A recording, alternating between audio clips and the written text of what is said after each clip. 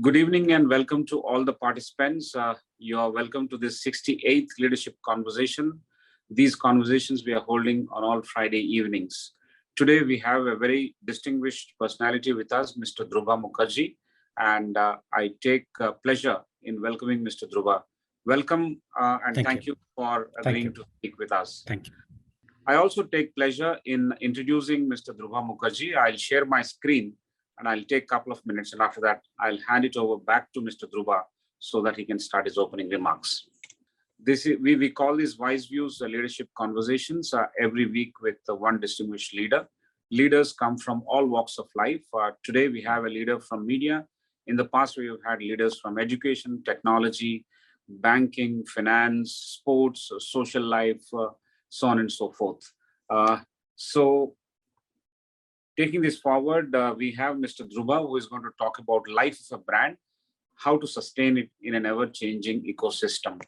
And the agenda is first 20, 25 minutes and 30 minutes, including this introduction, is a talk and introduction about the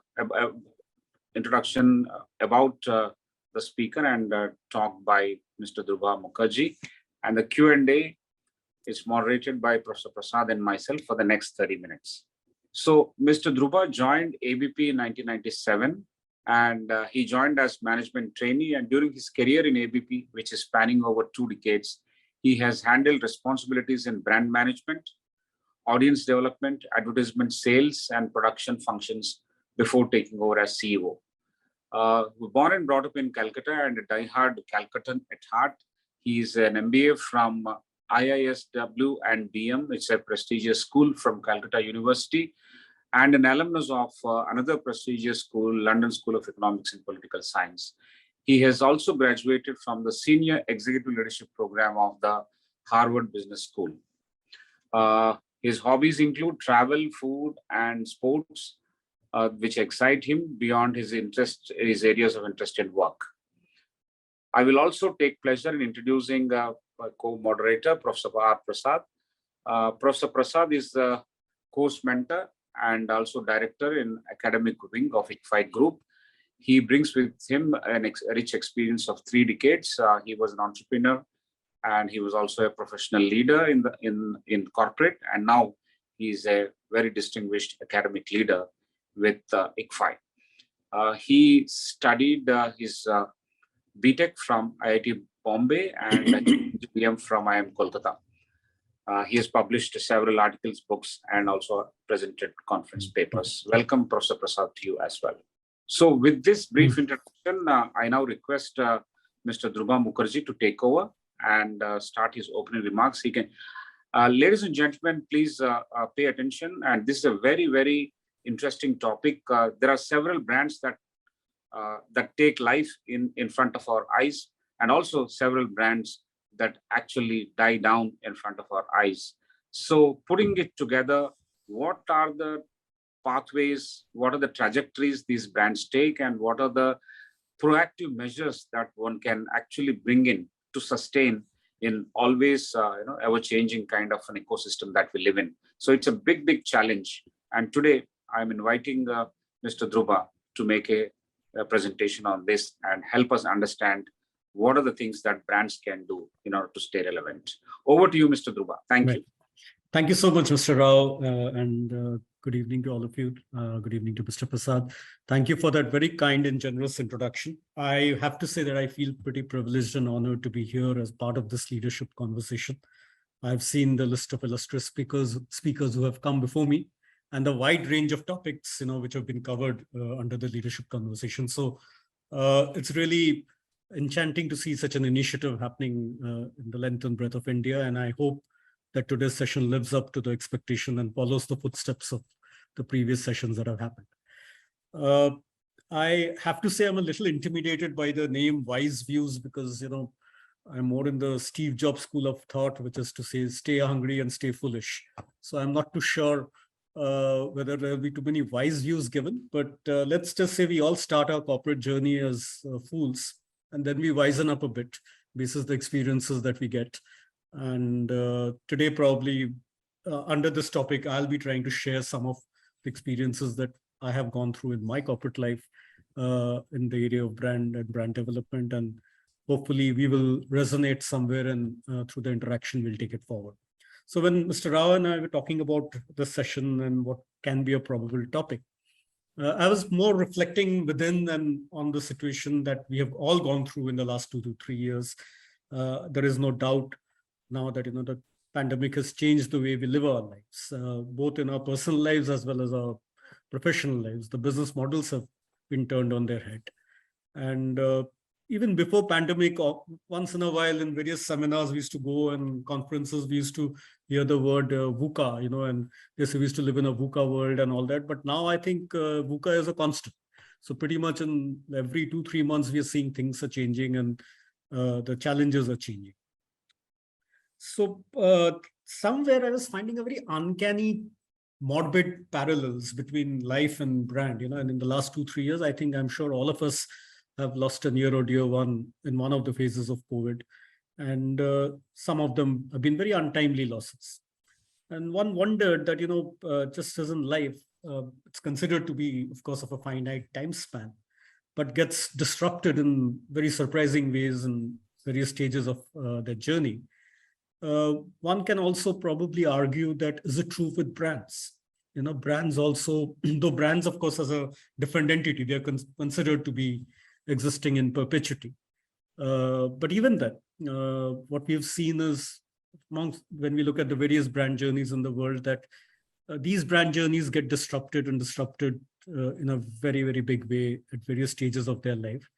Sometimes we see brand infanticide. As soon as the brand is born, we see the brand can't make it. And in many cases, we see midlife disruption, call it midlife crisis, or later life disruption, or their ability to sustain till perpetuity is lost. So that to me is a very interesting topic, and there are no right answers to what we are going to discuss today out here. And there are no right ways. It's always something works in certain circumstances, it doesn't in others. And we just try and find a uniform pattern amongst them and see if there are lessons to be learned. And while I say that, there are also brands which sustain over years. And right now I say this from a position of strength, because I today represent a media group which is commemorating its centenary, right? And the brand that it started with, Anand Bazar Patrika, the Bengali newspaper, started in 1922 and had gone through lots of ups and downs and changes in ecosystem. And yet, as I speak today, remains undoubtedly the #1 newspaper brand in this part of the country. So something it may have done in its right, where it survived for 100 years, and it's still probably in a position to survive for the next many decades. So we see all these examples floating around. I'm just trying to collect these thoughts in one place. And what I'll do is I'll start with a few slides, and then also give you a small case study within our group, and then open it up for interaction, and we take it from there. So I'll share the screen to start my conversation. Let's put it that way. So life of a brand is the topic, and how we sustain in a ever-changing ecosystem. And just to set the context of what I was talking to you, let me share with you a list.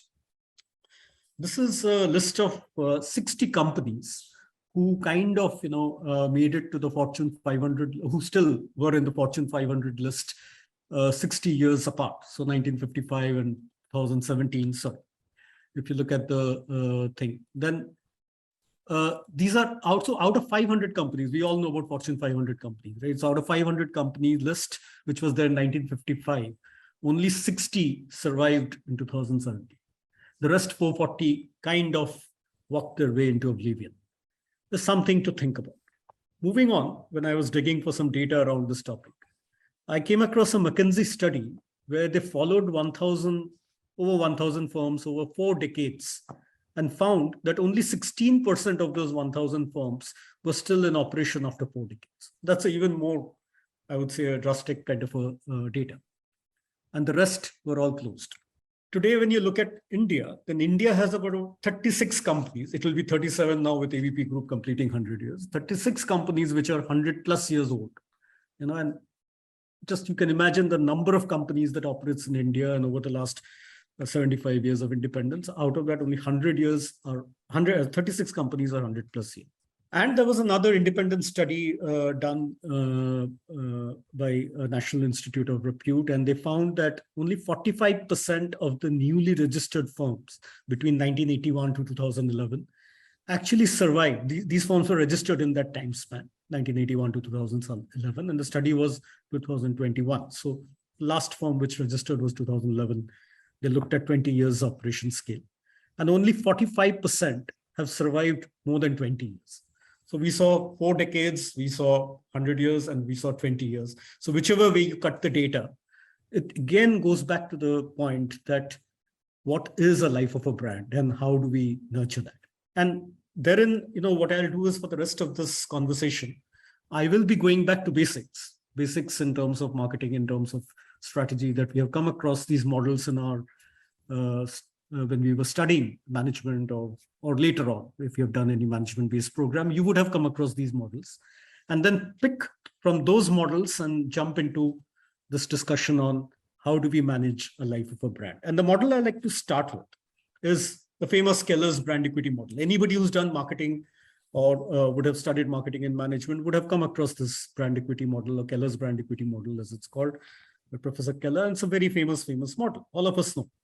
Who are you and what are you? But this model was given an interesting twist to me in my Harvard program by a professor. And he said, you can think of it as a Keller's brand equity model, or just think of it, if you want to simplify it, as a dating model. If any of you have ever dated a man or a woman, you would have gone through the same steps, and that will help you understand this model very well. And I say the same to any of you who's listening in today. Think of it as a dating model, and you're trying to impress somebody and you want to date that person. Your first step will always be salience about, who are you? You're trying to, establish that identity to the other person. In this case, Keller is talking of the consumer, but if you think from a dating perspective to the other better half or whatever, you're trying to establish who are you and your identity.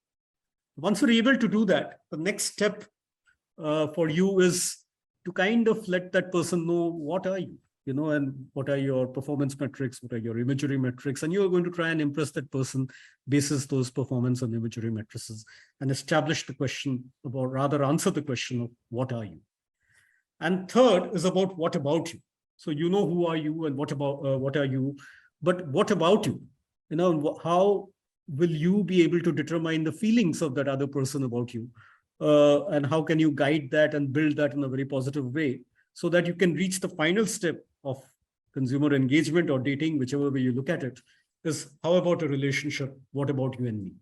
If what about you resonates, then you go into that stage of what about you and me.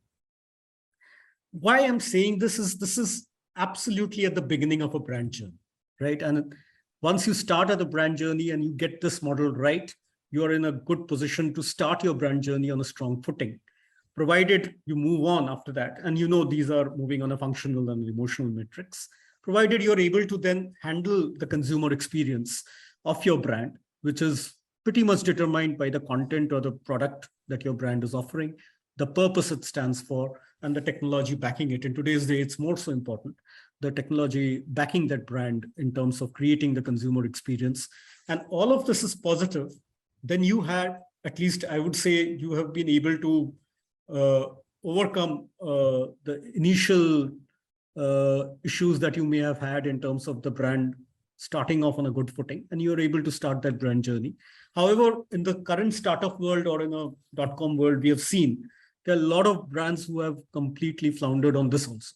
And as a result, if you look at the case studies and you look at the data, you'll see a lot of startups often can't cross the idea stage, or can't even cross, I would say, a simple launch stage, and they kind of fizzle out.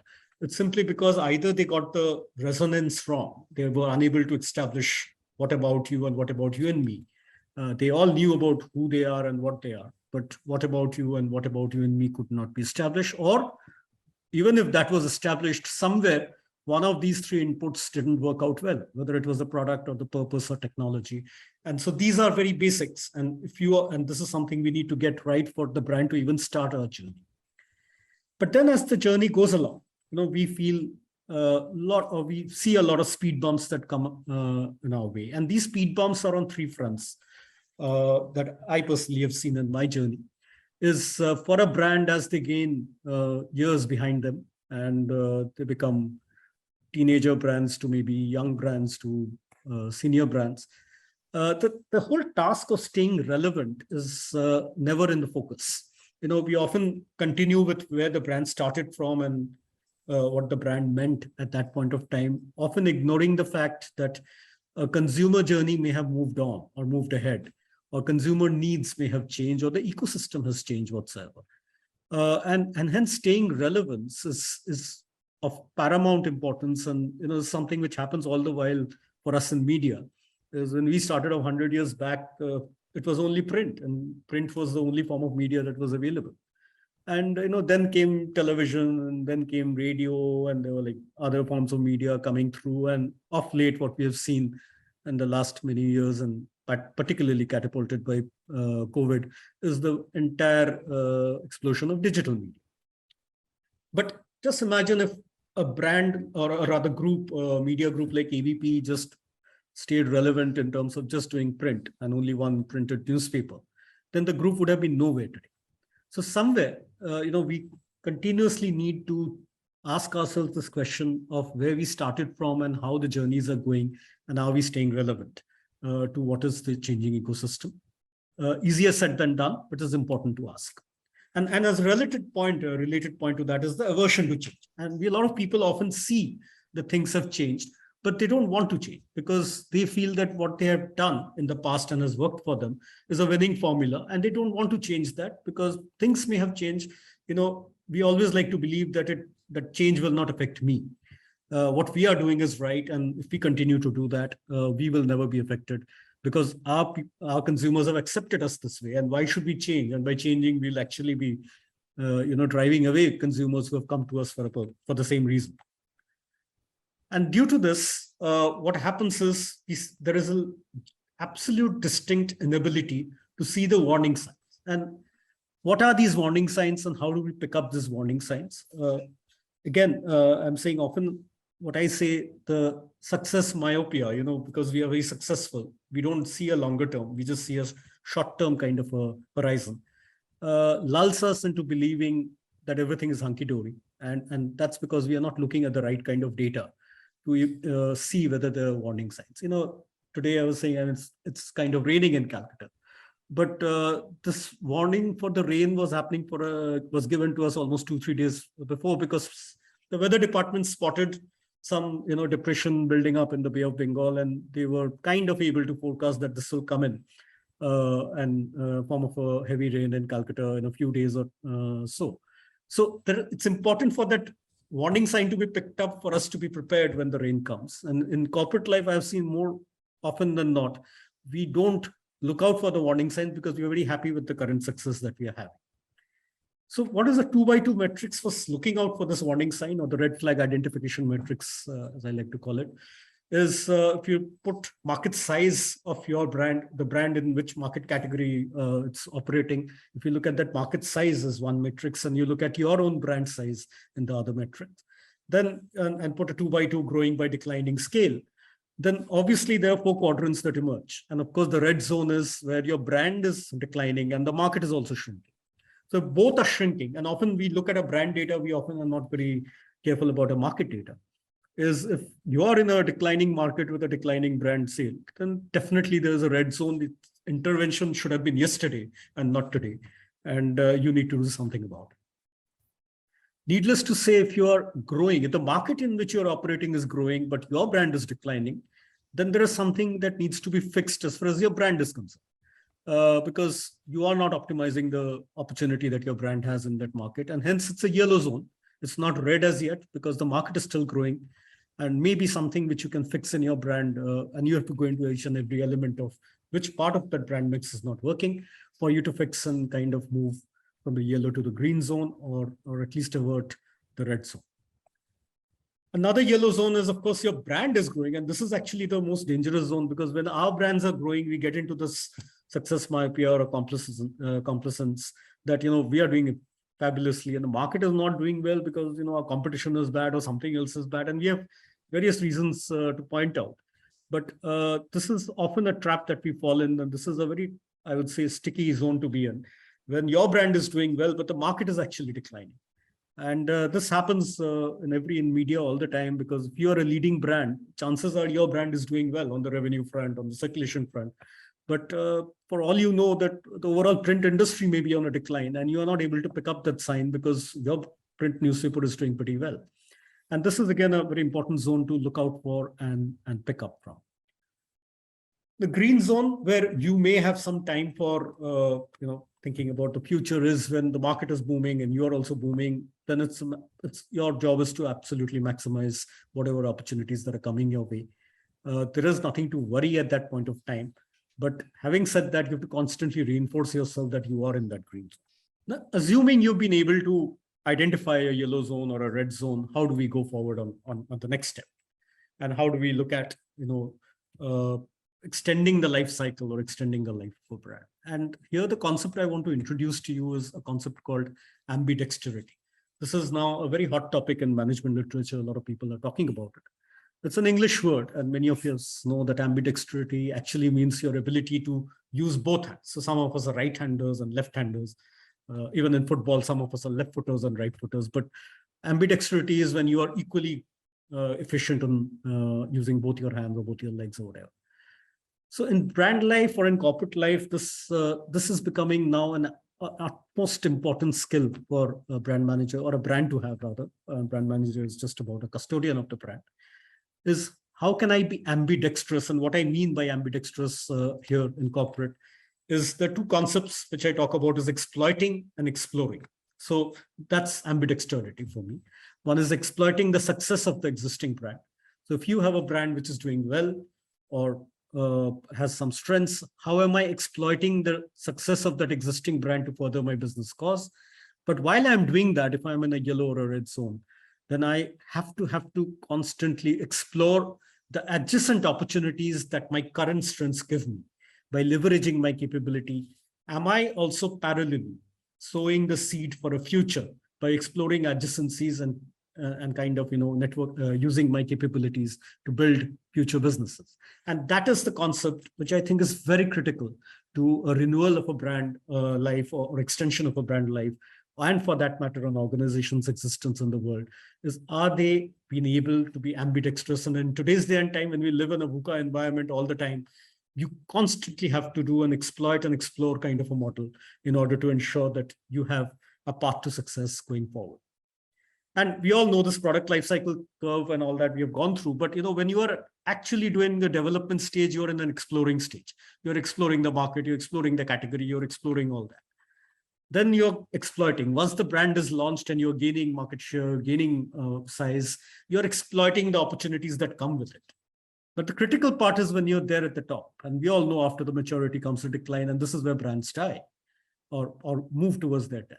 And this is where the ambidextrous model come in, is can I exploit and explore both so that my brand curve keeps on existing in perpetuity.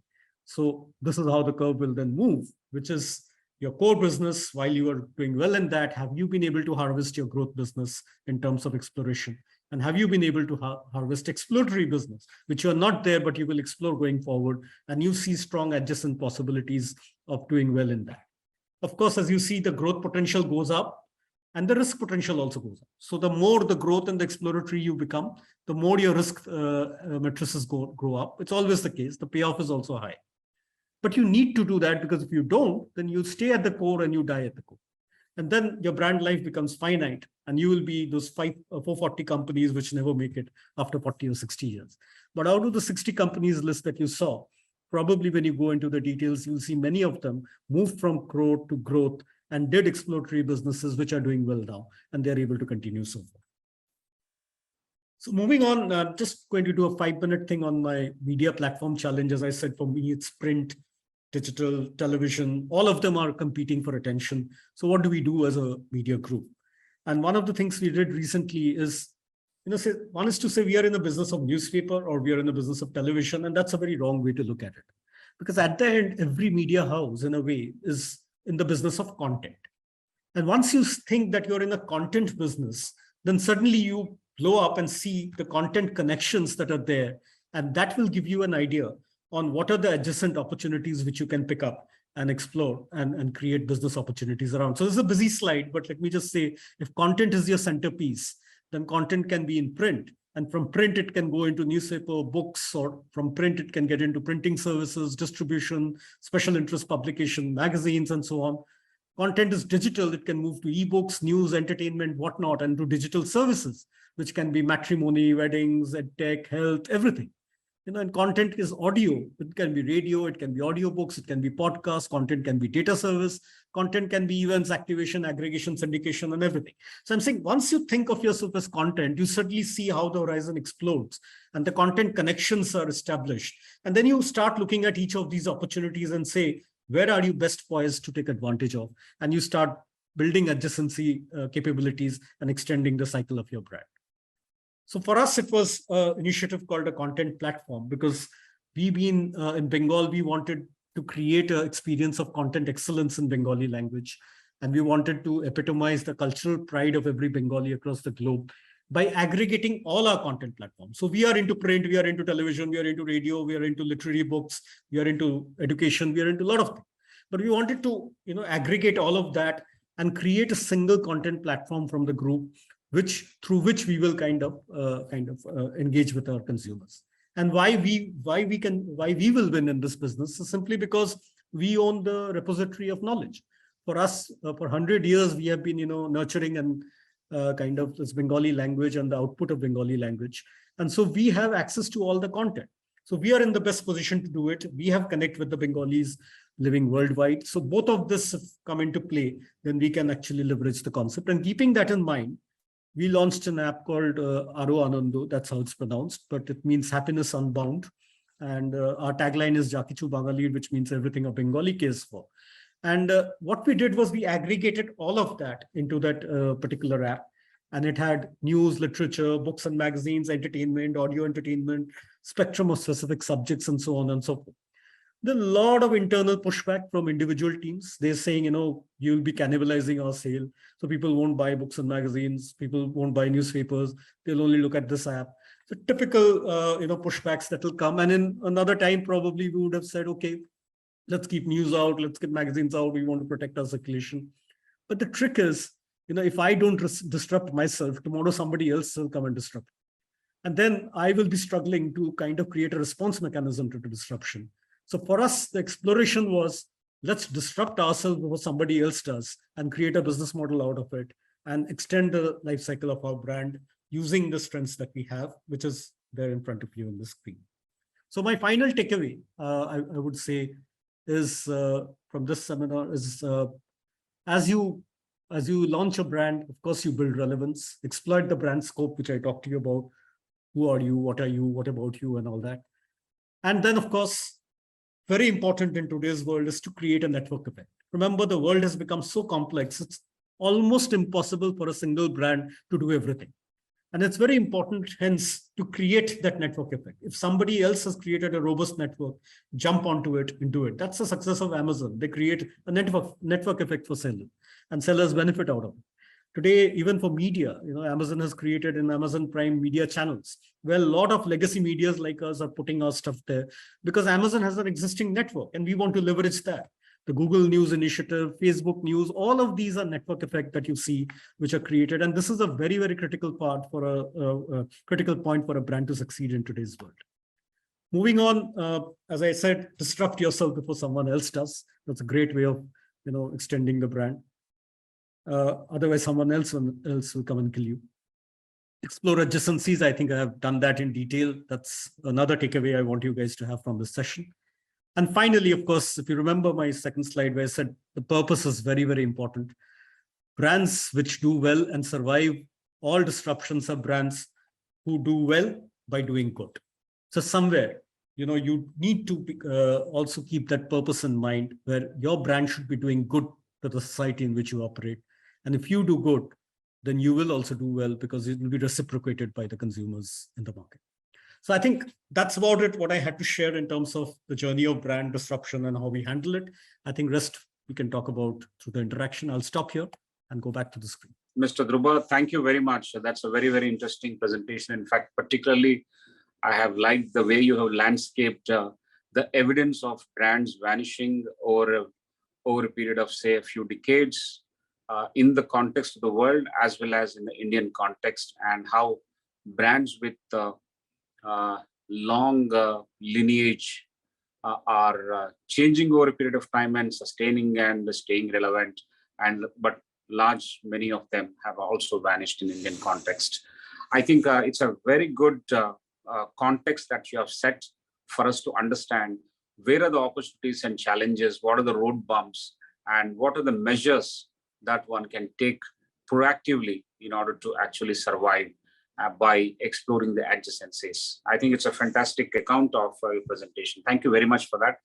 Without wasting any more time, I request Professor Prasad to jump into cluster number 1 for the Q&A session. These questions, as I mentioned to you earlier, are collected from various participants at the time of registration, and then we have curated these questions to help us take forward this conversation. Over to Professor Prasad for cluster number 1. Thank you. Thank you very much, Professor Rao. I think first, we'd like to introduce how this is relevant for students. What we have seen in particularly management programs is the most inspiring and the influencing part of it is when senior people speak about their experiences, and we are able to draw from that and connect it to, over a period of time, conceptual frameworks which are used. And the journey between these two is pretty complex, and so a lot of people get lost in theory. But the constant innovation and motivation influence that we get is when senior leaders like Mr. Durba speak, and we are able to understand real-time issues and be able to map it to. So that actually is the context in which we are coming in. So in the first cluster, I'd first like to talk about the personal brand, your personal brand.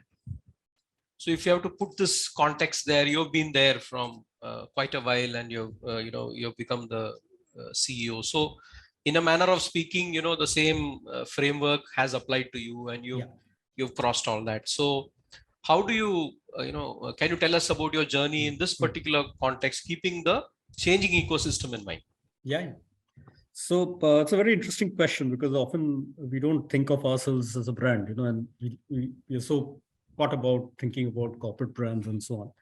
But you're right. I mean, at every stage of our life, and as you've seen, I've been a little linear career. This is my first and only job, so I've not changed too many companies. But hence, it's easier for me to capture the journey in a better way. I joined as a management trainee, and there the only thing I had was the academic knowledge and the academic degree with which I come in. And the way to think about it is, when I look back and reflect on it, that academic degree or knowledge with which I got a job was just the opening balance. That's it. And after that, after my year 1 has gone, either things got added or taken out or whatever, and I was left with a different closing balance, which became my opening balance for next year. So whatever we study or do, whatever, and when you start off, that's the opening balance every year. That's the way I look at it. I start with the opening balance, and where do my closing balance lead to? Is it more or less than the opening balance? Ideally, it should be more for most part of your journey.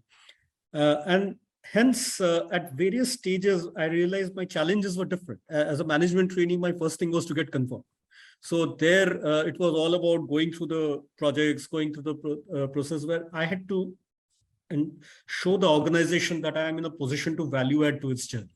And that's that whole stage that one goes through. And it's all about, if I go back to that model, about, they knew who I was. That's how they picked up from the campus. And maybe a bit about what about me. But, what I can do, and what about the organization and me? Where do we, actually connect, and how they tend to benefit, and I also need to benefit. Otherwise, that work will be of no interest to me, and I will move on. So that was my first 2-3 years of life, where I think I needed to show promise for them to decide that, okay, this is a guy I'm going to take forward by giving him exposure in various fields, and I see some potential in terms of leadership. Let me first expose him to functional kind of areas and move it from there.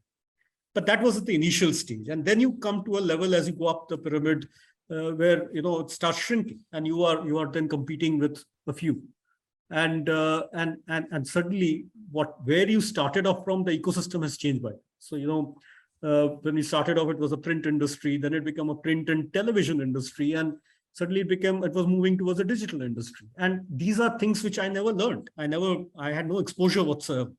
Now, therein comes the question of relevance. Now, if I need to stay, and at that time, of course, there are ways and means of doing it. One is self-learning, this thing. But if you see in my career, when I actually took a career break, it was a sabbatical, where I decided that I needed to probably upgrade my knowledge and skills in certain areas. And that's where I was lucky enough to get a break in London School of Economics. And I went there and I studied and I came back. It was a 1-year kind of a postgraduate course. But the whole idea was to upskill myself at that point of time.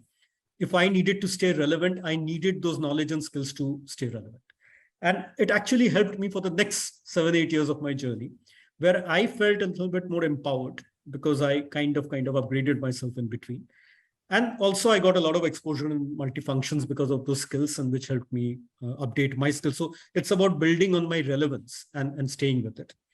And third, then it came to almost a leadership kind of a role. And there, and we all know that at that point of time, your functional skill requirement goes down, but your overall leadership skill requirement goes up a lot. And that is where, again, I was very happy that the organization sent me for this executive leadership program in Harvard. Again, it's a question of taking a pause.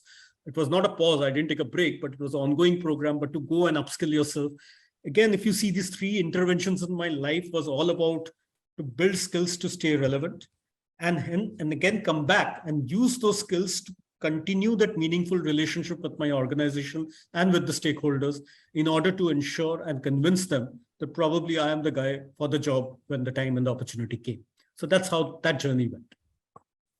Thank you very much. I think you also kind of remind me of the startup journey, the minimum viable product, the first few years, then from moving from that to growth, and then from growth to leadership. Yeah. I think there is quite a bit of similarity Absolutely. there. You're right. Absolutely. The next question is about, it's a bit more about ABP. Yeah. What are the key inflection points which have kept the newspaper going strong for 100 years? Absolutely.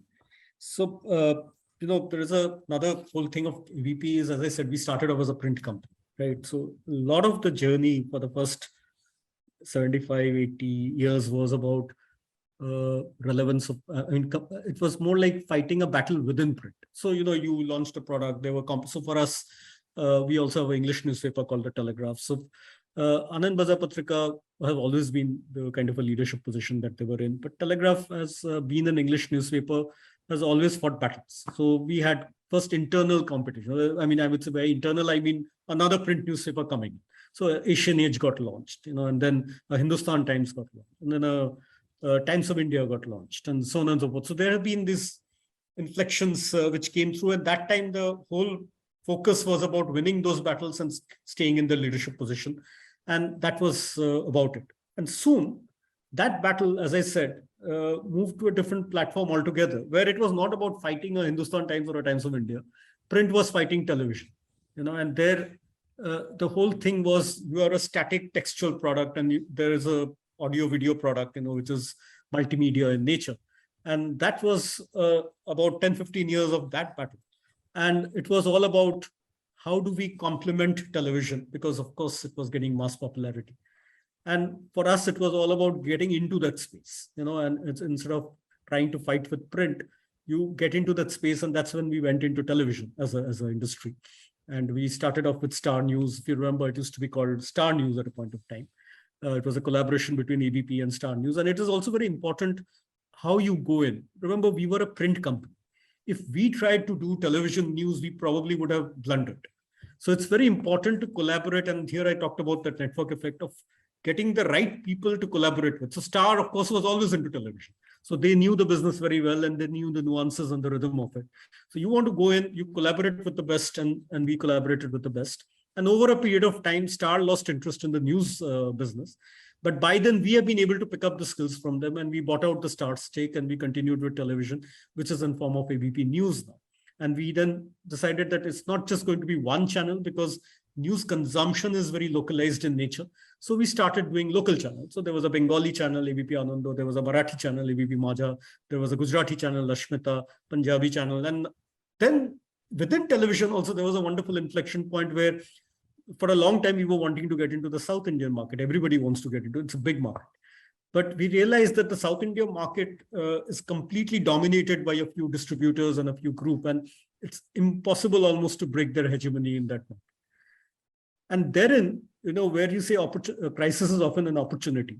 COVID actually gave us a great opportunity there, where suddenly digital became a way of life during COVID. And we said, who said that, news channels has to be television?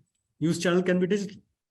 And that is where a year back, we launched ABP Desam in Hyderabad and ABP NAR in Tamil Nadu, which are absolutely digital only channels. So these are news channels delivered and distributed digitally on the app and on your screens. And so what we did actually is we bypassed that entire issue of distribution and you're not reliant on cable operators and so on and so forth, whether they place your channels or not.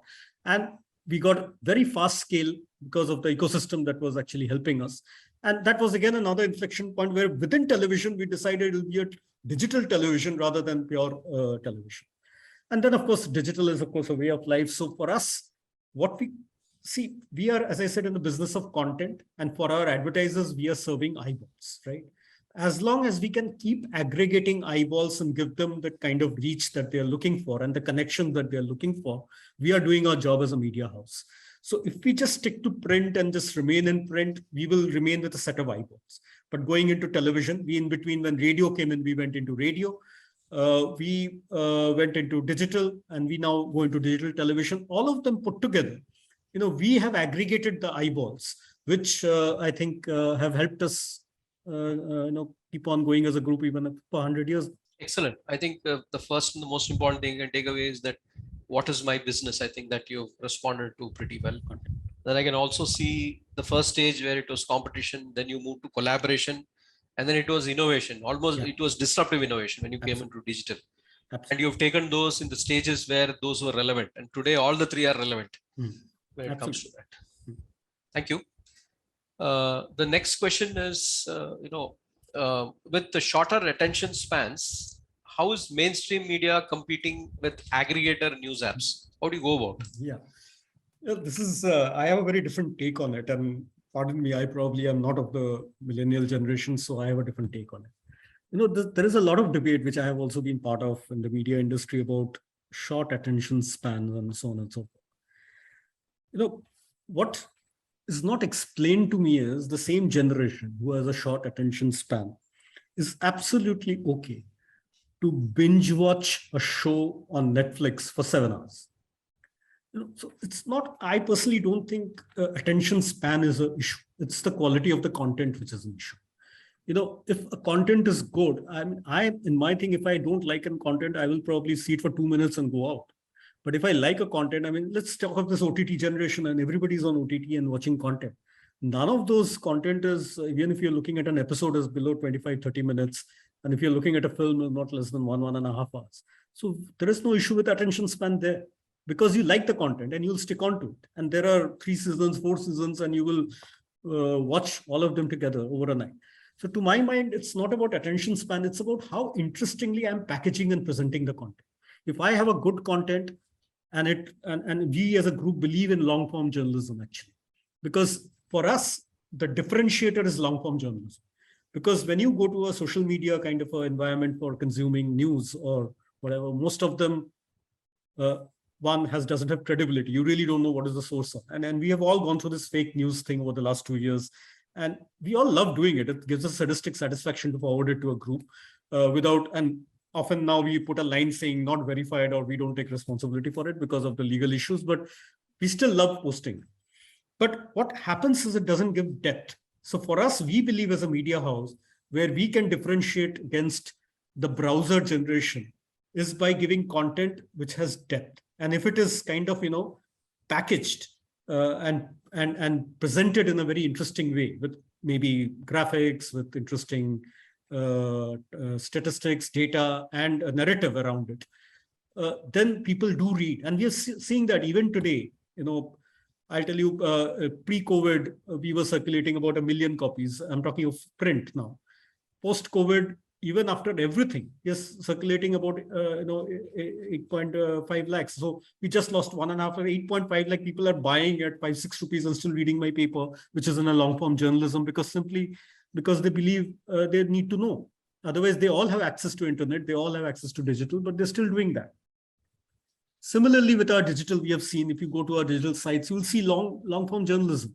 People want to read. When they come to legacy or trusted media groups, they want to read because they believe, because for us, when we print something in paper, we can't edit it. It's gone. It's gone to the consumer's house. In digital, I can take it down in 2 minutes. In television, I can edit and take it down in 2 minutes. But once my printed paper goes, I cannot take it back. So my journalists have to make it 3 times, 4 times, go through the checks to ensure it's done. So to me, I don't think it's a question of attention span. If you can engage the consumer, he's willing to give you time. If you give him rubbish, he'll move on. And then we say, okay, they're not sticking to it. Excellent. I think you've given it a completely different perspective.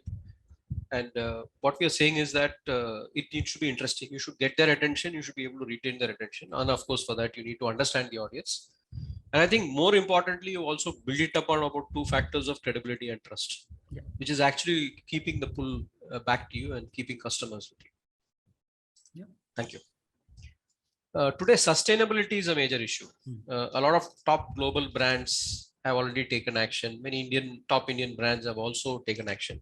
But if you take these brands away, how do you see sustainability coming into how brands are incorporating it into their systems? It's a movement. I think it's catching on.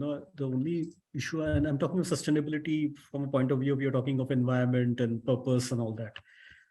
Is that right? Or you're talking of sustainability? That's right. Social good. Yeah, social good. So, pretty much today, one by compulsion, because of that whole 1%, 2% CSR budget, a lot of people are having to get into that. But most people who get into that because they, from a compliance perspective, end up doing very little good. They just do tick the box. But people are buying it. See, the issue that we face here in this journey is to be really truly sustainable is a costly exercise. And because you really need to then invest in the back end of it and use raw materials which are also sustainable. And for most industries, the challenge that has been there is consumers are not willing to pay that higher price, even though you're sustainable. So how do we, how do we succeed in the journey will depend to a great extent on how the overall ecosystem builds up. Not just my industry, but the ancillary industry. Are they also sustainable? Otherwise, I just been sustainable because I take most of my stuff from ancillary industry. So coming to media, there is many of us use virgin newsprint, which is a very unsustainable kind of thing because you're actually cutting down trees to print paper. Though for newsprint manufacturers, there are very stringent laws now, and most of us import newsprint. So I think in Canada, they have this law that for every tree you cut, you have to plant 10 trees. So they do it that way. So they're trying to balance it out. But overall, for the industry, we have seen now there is a gradual shift towards recycling newsprint and use recycling paper, recycled paper. So every industry is trying to do their bit, but it is a very calibrated exercise because if you want to go whole hog into it, the cost that we will entail to support that product and hence the pricing that will come through, I don't think at large or in a mass scale, Indian consumers are yet ready to pay that price. So it will be a journey which will take time, but it's to my mind a irreversible journey. We will take incremental step, but we'll go there.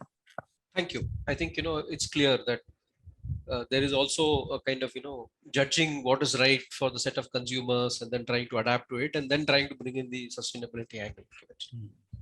Okay. The last question I would have in this cluster is a bit of the debate between growth and unit economics. I mean, a lot of ventures around today, the valuations which are there, that is a lot of it is for growth, and this also impacts brands. But then in the recent past, we have had people talking a bit more about unit economics and the fact that it has to be sustainable, there must be profitability. So how does the brand story interact with this kind of a debate? You're right. I mean, to my mind, the story will evolve depending on which phase your brand is.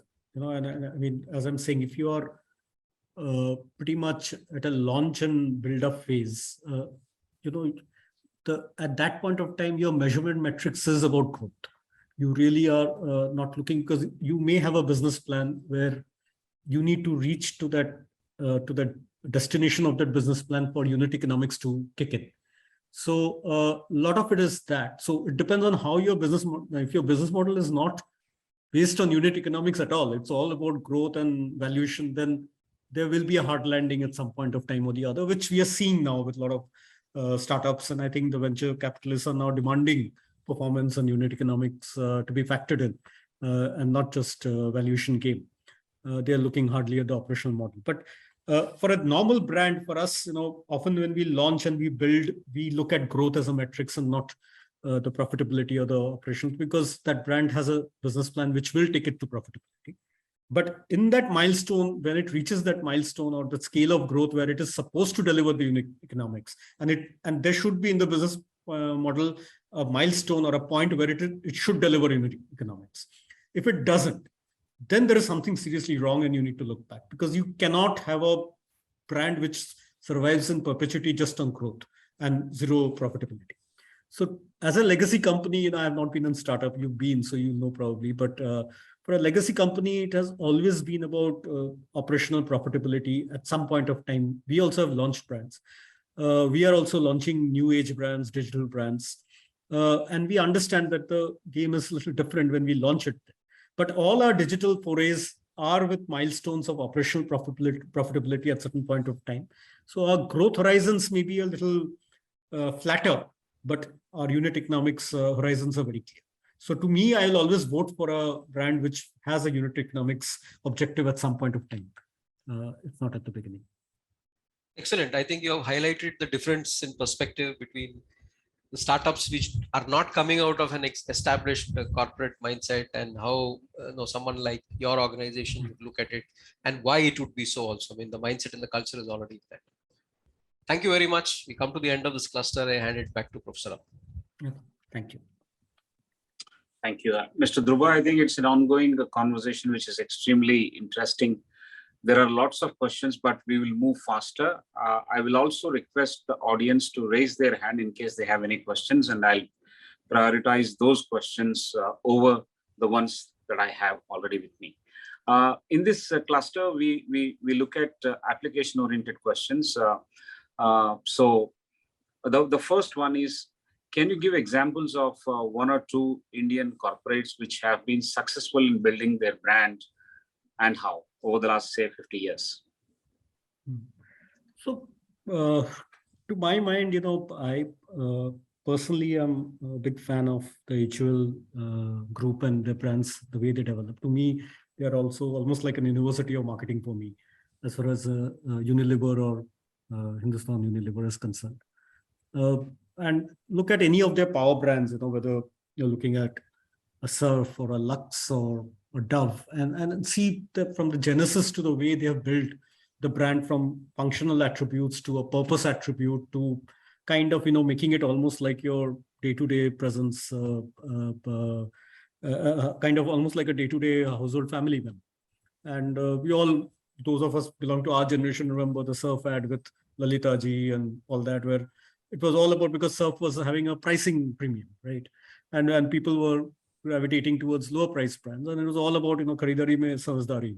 So it was about trying to raise the whole, level or let's say class of consumers who buy Surf. From there to completely taking a position of Daag Achhe Hai types is where it moved from Surf to Surf Excel, and what it actually does, converting that into a purpose and making it a fun and joy concept. To me, these are absolute great ideas of brand building, and how that brand, despite so many other brands that have come, continue to dominate the category in every which way. And having said that, they haven't let go of adjacencies, right? When people started living in the so-called residential complexes, started moving out of joint family system, and washing machines came to fore, and they started building. They moved into washing machine with Surf Excel, washing machine liquids, and so on, and all these extensions they kept on doing. So they were present in every touch point that the consumer was using a detergent, and kept the brand alive. Dove also, the way that you look at it, taking the beauty positioning, and it was started off as more like a good for the skin moisturizer, winter kind of a soap, to moving to beauty with a purpose, and then defining beauty altogether. I mean, it's all about inner beauty, moving from, a beauty to inner beauty kind of thing. Whereas they realized that was coming into a very close zone with Lux, which was all about superstars and, beauty soap for the superstar. And Dove was almost gravitating there. So they very nicely and beautifully, I would say, move trajectory to make it like a inner beauty and beauty with purpose. And Dove today stands for confidence and all that. So I think, to me, HUL is a great classic example of an Indian brand which has done well. I also think Hero as a brand has done fantastic. It's again, they were in a collaboration, but then they decided to move out and create their own Hero Motocorp as a brand. And today, that transition was seamless, and they kind of dominate the category in every which way. Others are still doing catch up. And so that again is a brand which have been able to resonate with Indian psyche and Indian buyers, and been able to build in a great way. And again, all their extension, whether it's Hero Cycles or Hero, and now they're going to come up with electric vehicles also. They'll probably be the first one to do electric bikes, and that's what I hear they'll come in. So I think they are again continuing that brand journey in a very nice and interesting way. So these are two names, and I'm sure there are many which we can talk about. Yeah, I'm sure there are many other brands also where we have the journeys as an example, where they have reinvented themselves, looked into the adjacencies, explored them meaningfully, and plowed it back into actually, making it a profitable brand over a period of time. I think that's a fantastic example. The second question in this cluster is about how to build a brand when your budgets are low. How to build a brand with a low budget. Yeah. So, this is, I go back to my point I showed in my slide called a network effect. And I think this works very well. There are many case studies of brands who doesn't have the scale of distribution or the money to build that scale of distribution or promotion. And that is where, the best way is to piggyback on brands or I'd say institutions which have already created a network. And in India, you've seen this whole, this chain of supermarkets that have now come up, whether it's the Spencers of the world and Reliance Mart of the world and all. So what they do is they create that marketplace. They through their communication is creating a base of consumers and marketplace. And what many so-called brands with low budgets are doing is they are placing their products in their channels. So, if you try to reach every retailer's showroom, the kind of scale and dealer promotions you'll have to do will be humongous. But to put it in a GeoMart or to put it in a Spencer outlet or put it in some Chroma is the very easiest way to gain scale at very low cost. And they do the advertising for you. You see, when they come out with the advertising, they advertise your brand, and they're all like cooperative advertising, as we call it. So they also carry the brand's logo and so on and so forth. And to my mind, any brand which has a low budget should very seriously and aggressively pursue network effect in the marketplace. Find out symbiotic networks, collaborate with them. You see it all the time in mobile. When you buy a mobile, you'll see so many apps are preloaded. These guys, if they on their own tried to do those app marketing and got you to install, they'll spend a huge amount of money digitally. But by doing a tie-up with a mobile manufacturer, you're getting it preloaded. As soon as the guy sells 1 million handsets, you at least start off with a 1 million reach. After that, your content will decide whether you stay or not. So network effect, as to my mind, is the best way to build it. Yeah, thank you very much. I think the suggestion is one should piggyback on the existing networks and try to derive the benefit out of their presence. Thank you. The third question is, we have seen this actually. The moment there is a change in brand or logo, or I think the participant meant brand name or brand extension, or there is a modification in the logo, the moment that happens, some companies disappear. How does brand management impact business performance? That is the question. It's all, it entirely does. I mean, to my mind, I am a little biased on this. I feel brand management has a lot of role to play in this thing. We have gone through this journey.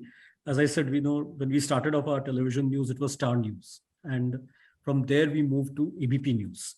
And that is a case study by itself, though I was not part of that, but I went through it later and it was handled very beautifully, is this whole transition that you do when such occurrences happen, whether you build a new brand or you stand alone. It's very important to carry forward the continuity factors in your new brand. You know, and when we transited to the logo, the look, feel, the colors, they were very important to ensure that there is a continuity of what people are used to in terms of this thing. It was a very big change. Star News, which has a huge brand equity in the market, to suddenly ABP, who's known more for newspapers, to become ABP News Television. But that was done very well. So I think the trick here is, if you're managing the brand, you have to evolve, you have to stay relevant, as I said, and you have to continuously innovate. But the core of the brand has some continuity factors. Please carry those continuity factors into the brand. Otherwise, the brand will come as a completely disparate brand with no connection with what was there in the past. And somewhere you will end up losing your core group and you will fail to attract the new ones too. So the continuity factors of your brand should be taken forward in whatever. Stay with the continuity factors. Thank you. I'll request the audience, if they have questions, they can raise their hand to make use of this available time. In the meantime, I'll go to the next one. And the next question is, in various industries or in industries where unorganized sector has a stronghold, how can a brand help growth and also get the mind of the customer?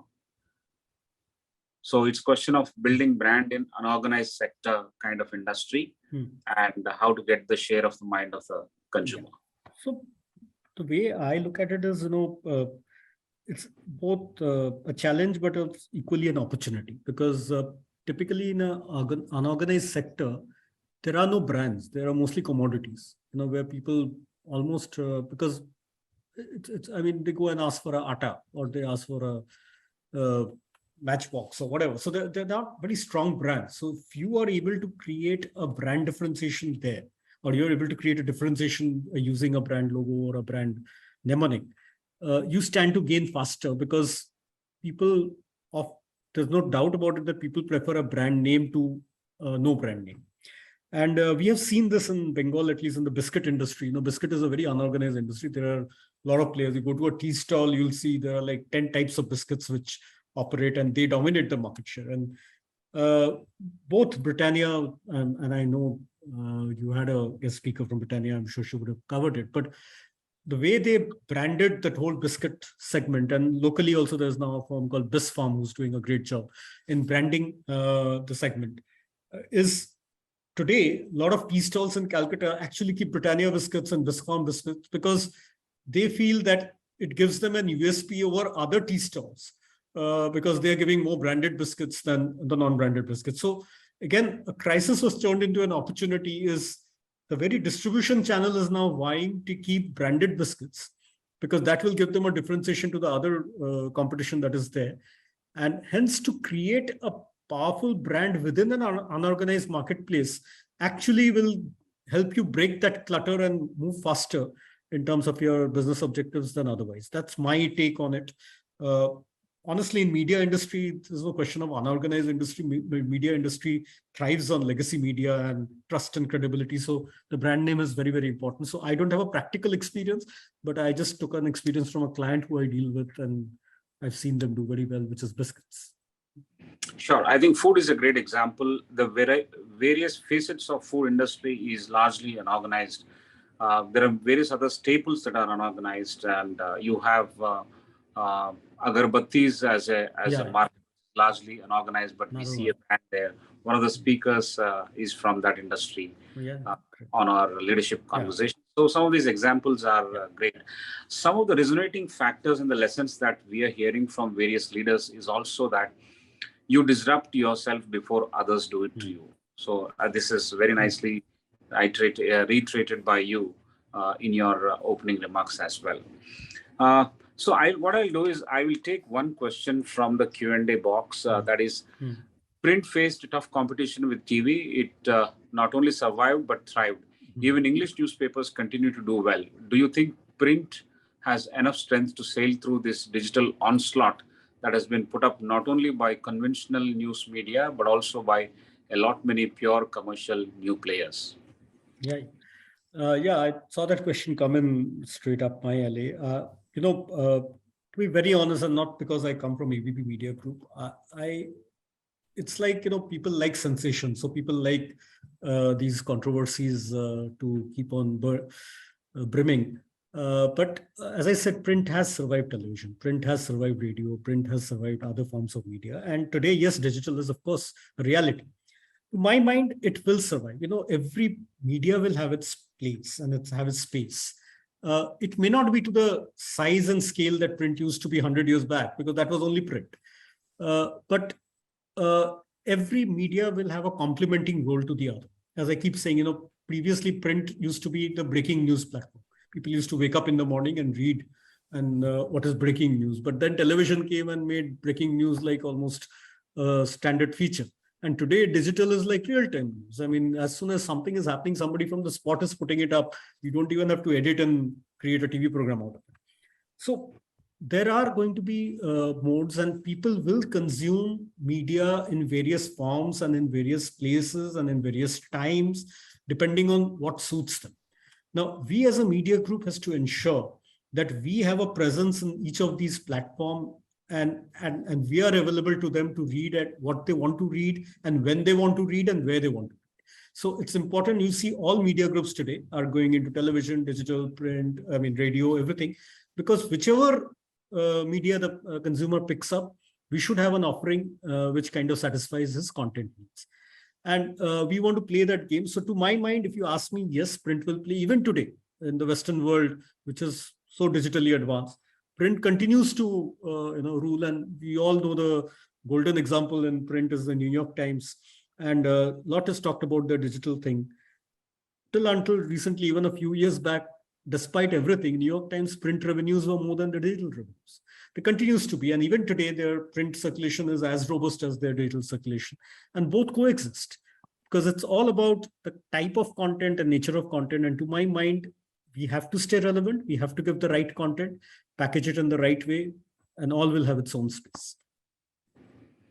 Great. That's a wonderful point, actually. Across all formats of media, there is a complementary nature of one probably reiterating the other or helping the other. And if a group is present in all these formats, probably you'll be serving the requirements all, not only serving, but is also reiterating your quality of content and the believability all across. I think that's a vantage point to have presence in all the pockets. So that's a good one. I'll take this question from one of the members here. Yes, there hands raised by Mr. Arun Kaul and also Shweta, but I'll take this question because all the while they've been silent. Let me take up this question. Sure. How is ABP addressing the general drop in credibility of the media? The tag is Godi media. So how does ABP view Indian media today that is seen as compromised in general? It's difficult to say. Every media has its own compulsions or business model. So it's very unfair for me to comment. But so far, we have our media stance is a little different from many. So if you go and look up on the site, you will see that we are probably not yet bunched in the Godi media, because we take a very critical view, and our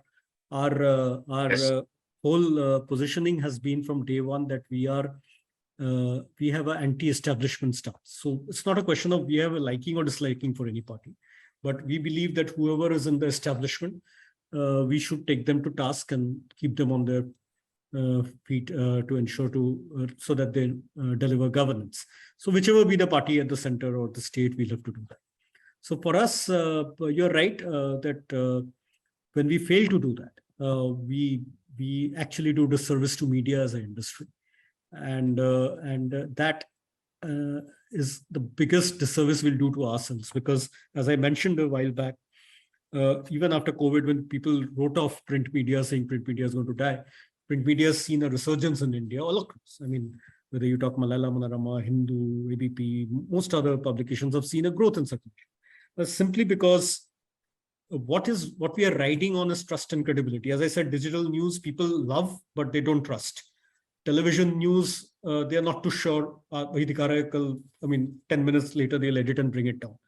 But as I said, print, I can't. At most, I can give a rejoinder next day, but that for smaller mistakes. I can't change my headline because it's already printed in. So credibility and trust is our only currency. And that's something if a media wants to let go of, and that's something. It's not to say, whether we are in favor of a media, of a party or a thing, because our whole, unfortunately, the political climate has become such in India that our levels of tolerance has gone down. And hence, it's now become us and them. So if you have a philosophy and the media you're reading is not resonating that philosophy, you consider it an anti-national media, whichever be your philosophy. So it's a little bit of a trying time for us from a consumer point of view. We are not bothered about who's branding us where, but we constantly have to engage with our readers, and that's what we constantly do, engage with our viewers, readers, pretty much on a weekly basis, to try and understand that in general, are they perceiving us to be delivering content in the way they want us to do it? So if they say, no, we are being too critical or not, then we try and get those viewpoints and come back and share with our editorial team to ponder about, not to change, but to ponder about. But yeah, trust and credibility will be the key. The media that will still be standing at the end of it are the medias who have kept their hand on their heart and have not moved away from the core purpose with which they started, which is the way we articulate our purpose is to inform, to educate, to entertain, and to engage with our consumers and raise their quality of life through content. So that's something we kind of, would like to stick on. So we are not too affected by that criticism because we believe in trust and credibility. Wonderful. I think that's very nicely answered, Mr. Durba. It's a difficult question also sometimes to answer this in present times. One is answering this question, other one is actually living through the tough times, as you said, trying times, as one is constantly judged based on one's stand taken, one's utterances sometimes. I think it's a difficult situation out there. But beautifully summarized by you that if you stay closer to your beliefs on your brand and the purpose and your business purpose as well, to engage and entertain, educate your readers, viewers, I'm sure you do that job very well. I think Telegraph does question every single day. That's beautiful to look at. I also personally like it. Thank you very much. The other thing is, I'll open this next question for Mr. Arun Kaul, but there is one question I'll ask myself. What are the metrics which are useful in measuring the brand building, the outcome of the brand building exercises? Yeah, so there are many, but the one which we follow is a metric called Net Promoter Score. So Net Promoter Score is something we find very useful because it's a very easy tool in a way, and it gives you a quick kind of a dipstick idea on your brand equity. And I think there was a question somewhere saying how you measure your brand equity or something. So I was just responding to that also. I have found Net Promoter Score as a very useful model, where basically what Net Promoter Score does is it goes to people and say that, do you like the brand? So there are questions which they ask, and then say, okay, do you like that you're going to promote or rather recommend this brand to somebody else? So those who say yes to that are considered promoters. And if you say you don't like the brand, and are you going to recommend somebody not to use the brand, then they are, basically are your adverse customers. So there are promoters, and then there are some typically in India who sit in the middle, who are fence sitters, and they consider them as passive. So they are promoters, they are detractors, and they are passive. So normal Net Promoter Score model says that, say you go to 100 people and 40 say that they are going to promote, and 20 say they are detractors, and the rest 40 are sitting in the fence, then Net Promoter Score model will tell you that 40 promoters minus 20 detractors. So net score 20 is your Net Promoter Score. In general, it is believed that if you have a score of 40 or 50 and above, Net Promoter Score of 40 or 50 and above, you are doing reasonably well.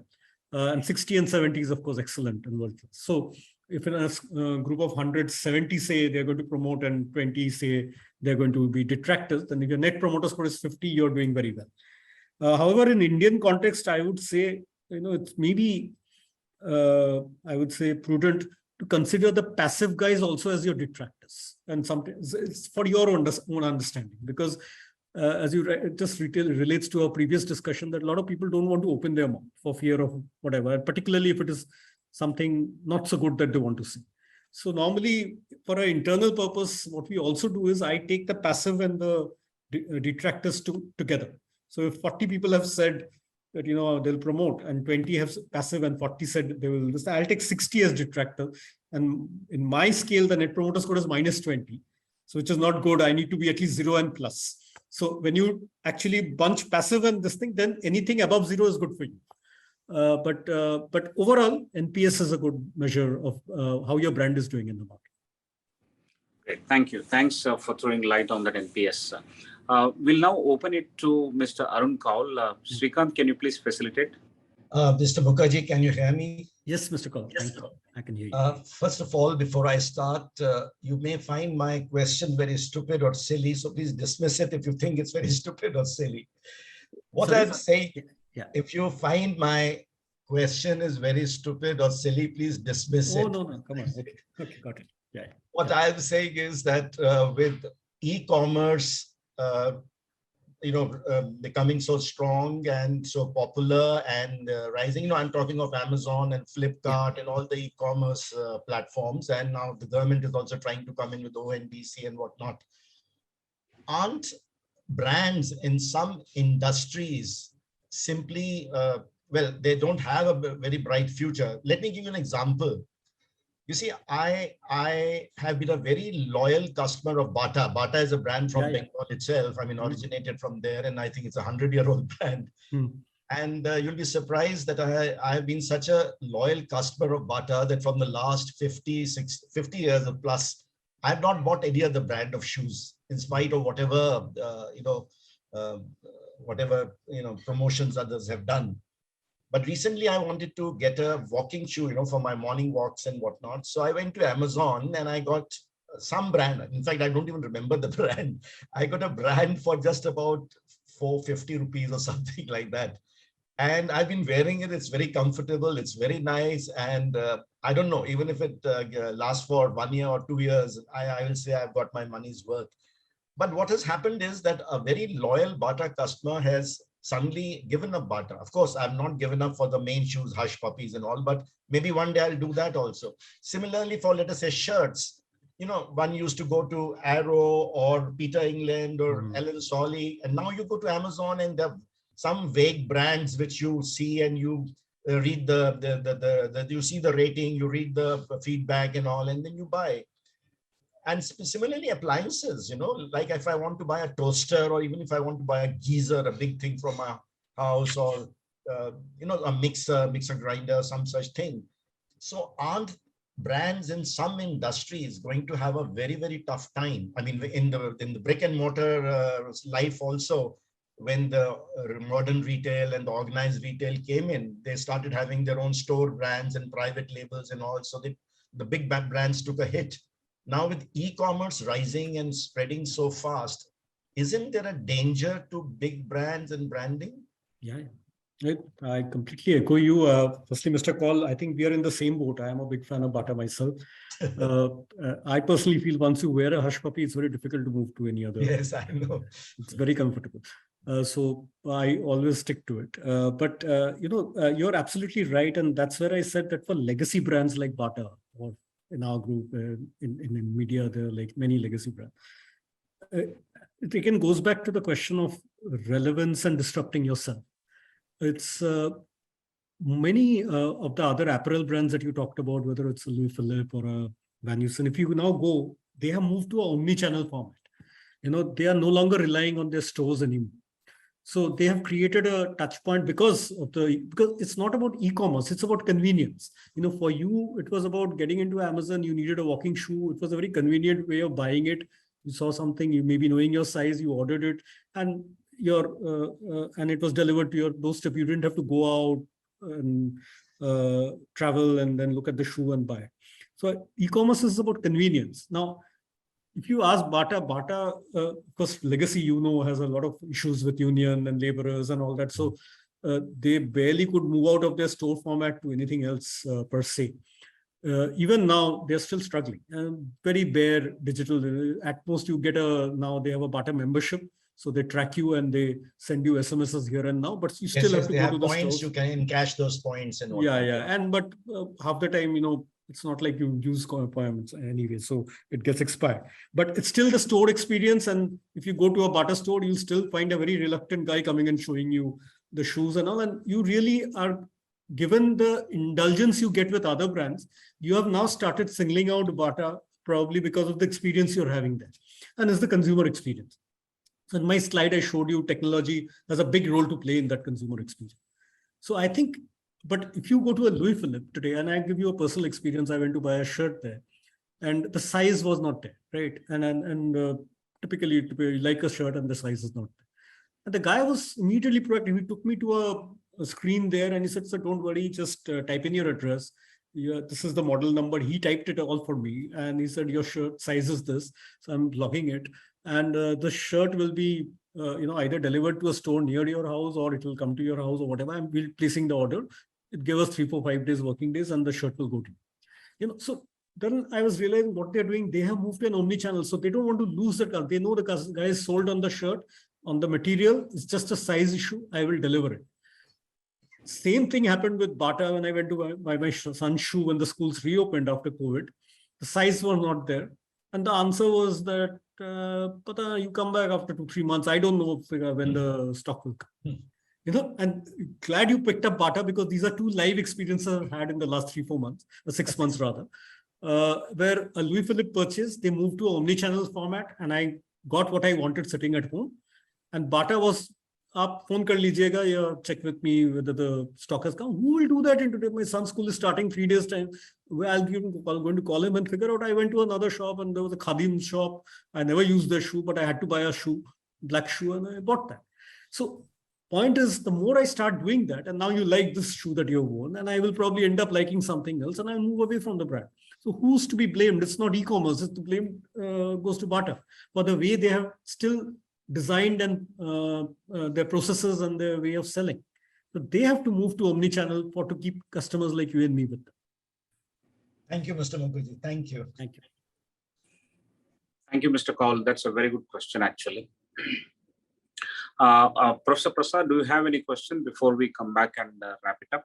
I think, it was one of the questions, but this question by Mr. Kaul has triggered it. And actually, the question is about the brand, the discussion that we had on the product versus service part.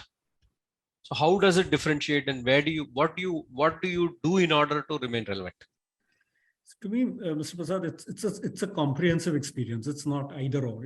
I may love a product, the service is bad, I don't go. I mean, there are restaurants I know, I love the food there, but I don't go because the service is terrible. After order 1 hour, 1.5 hours, and you literally have to call the waiter, kya hua, and they'll give. So no matter how great the food is, I don't go there. I mean, it's simple. And there are other places where the food may not be that great, but the way they treat you from the time you enter to the time you exit and the way they keep it, you feel very special and you feel like going back to, right? So to me, as I said in that chart that I showed you, for a brand, it's the technology, it's the product content, the service and the purpose all comes together to create that brand world experience. And what I carry with me are components of each of these in my mind. And if any one of them is missing, there is a jar. And then I will not be probably seeking that brand unless I'm really desperate to do it. So to me, it all has to come holistically, and it's like unity in diversity. Let's put it that way. I think you have responded to that. The kind of framework that you put there, the other 3 dimensions have to be there apart from the product. Yeah. And all organizations have to think seriously about it, including Bata. Yeah. Thank you. Great. A wonderful response to all the questions. I have one last question and then we'll close it, Mr. Durba. This is why and how brands become a way of life. It's habit. To me, brands, the success of a brand is to make it a habit. And this is something we say in media all the time. If you read a newspaper, it's a habit-driven product. And what happens is you're accustomed to a way of reading it. You know where the sports section is, you know where the political section, and that's why it's very difficult to change a newspaper. You may read another one or two newspaper, but your core newspaper, because blindly you know where to go to read what. Similarly, with a brand experience, it's a habit. If I buy a certain brand of tea, it's because somewhere in my subconscious, I already have the flavor of tea in my mind. And no matter how badly it's made, I still like it because it's the subconscious which is responding rather than the actual experience which is responding. So to me, brand becomes a way of life because the brand is successful in converting that transaction into a habit. And that's what we Bitcoin. Wonderful. Thank you very much, Mr. Durba Mukherjee. This has been a wonderful conversation all through. We started at 4 p.m. and we are close to 5:30. Yeah. So it's a long 90-minute. Not at all. I enjoyed it all the while. Thank you so much for giving me the opportunity. Very, very useful to me as well as all the participants who have logged in today, who are watching on Zoom as well as on Facebook Live. They're all enjoying, I'm sure, and several responses and questions to your answers. They may not be asking any question to you, but they're responding to your answers. So that tells us, in a way, that's the net promoter score for you. I know. Yeah, I saw Shweta's question. Yes, it can be linked to ROI. Shweta, we'll talk about it another day. Yeah, is correct. So if I can quickly capture the summary of this presentation, actually it is very, very clear. We don't have to do any summary here, but just for the benefit of those who joined late, this conversation on life of a brand and how to stay relevant and how to sustain oneself in an ever-changing VUCA world is about understanding what has happened in the past to various brands, both in India and abroad. We started with that. And then the Keller's model has been very nicely used to leave a hook in the participant's mind today by saying it's a dating model as well. Like, who are you? What are you? What about you? And what about you and me? So the beauty of this culminates in the relationship building. And then there is something for you and me. And that's where the relationship happens and it stays for a long, long time. That brand relationship will be the fountainhead of all the benefits and profits in a business sense also to flow from there onwards. So that's a beautiful way of setting the context, and it was very nicely identified. And largely, you have also indicated that there are three important road bumps or the problems in the journey of a brand when organizations or brands have to stay relevant and they don't.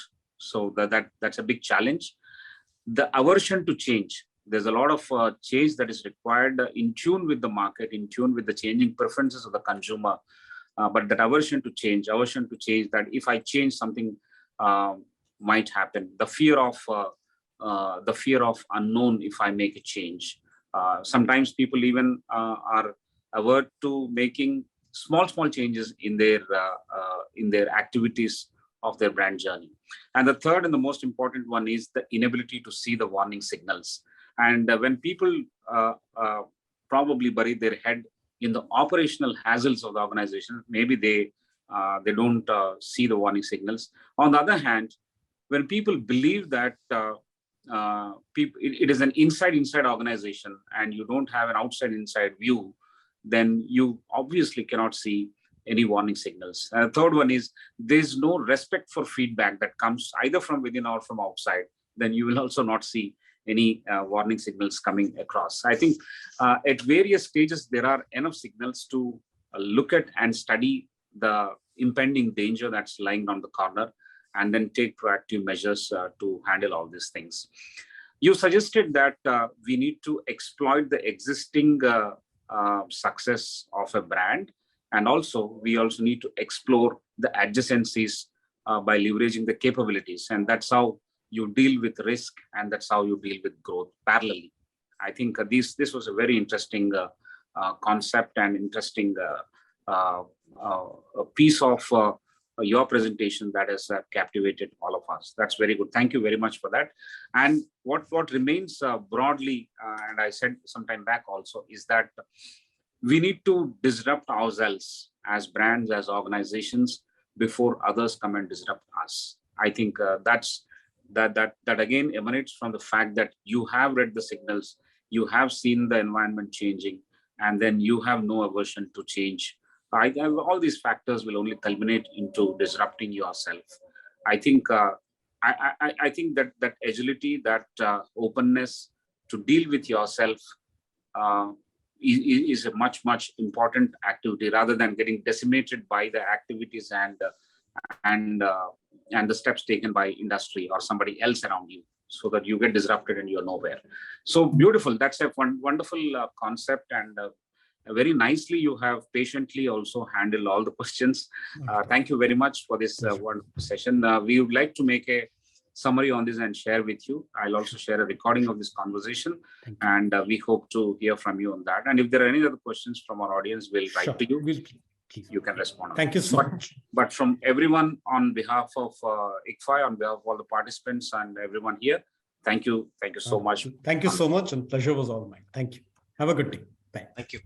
So, ladies and gentlemen, that was a wonderful conversation with Mr. Durba Mukherjee. We'll see you again next Friday at 4 p.m. or so on a very important session that is on career management and how you can be in control of your career. So that's a beautiful session coming up next Friday at around 4 p.m.